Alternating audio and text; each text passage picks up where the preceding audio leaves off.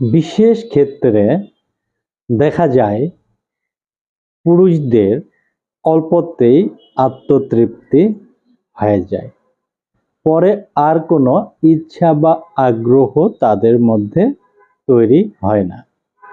তাদের জন্য natrum curve এটি হচ্ছে উৎকৃষ্ট একটি মেডিসিন।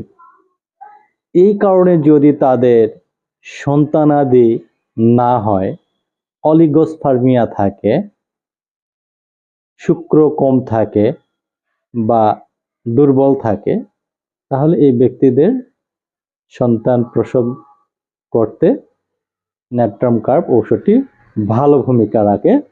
তবে নেট্রাম কার্ভ বন্ধ্যাত্ব সেরে যাওয়ার সম্ভাবনার পাশাপাশি